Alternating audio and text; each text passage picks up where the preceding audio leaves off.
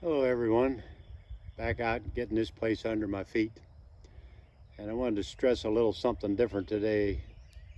There are monuments, less than 100 of them here at Antietam, that give us positioning and thoughts of where these regiments were, but I'm a big preservationist advocate, and this monument of the 125th Pennsylvania, when it was put here, this place looked a lot different. And up until the 1930s or 40s, there was a lot of private land here, so they had to acquire right-of-ways and public property for the Park Service, eventually Park Service and the government, to take hold of this place and really let you come and see and visit. One of the cool monuments that I look on is this four-sided concrete pillar. You'll see these dotted all through the park, all along the trails. What that is a reminder that this place didn't happen overnight. Up until the 1930s or 40s, what you see today would have been impossible to see. We also know that the woods behind us, the West Woods, was not in existence the way it looks until the late 70s, early 80s.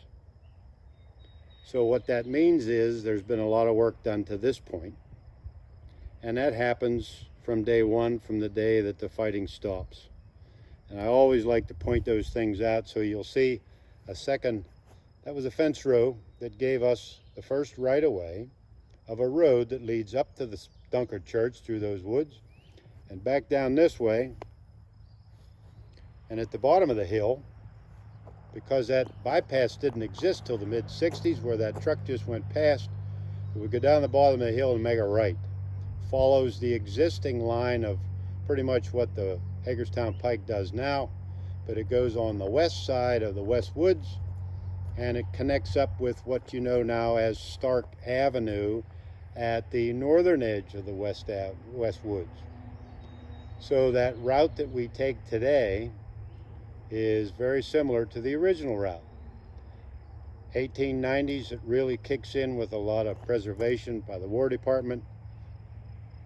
But it took early on to get to this point, and as a matter of fact, right across the road from where we stand behind the 125th and 34th New York Monument, that plot of land you see in front of you has just been purchased within the last 4 years by the Civil War Trust, and that will be returned to the park eventually, and that's where McLaws and the Confederates came up around 9/30 to help push Sedgwick out of the West Woods. So that's critical, but that's just brand new.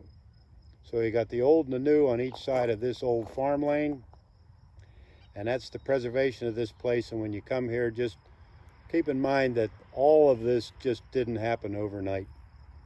So get this place under your feet. Come on out. One of these days you'll see that you can see this place and have it to yourself and really pick it apart and enjoy it. So thanks again, RCM History Tours. We'll talk to you later.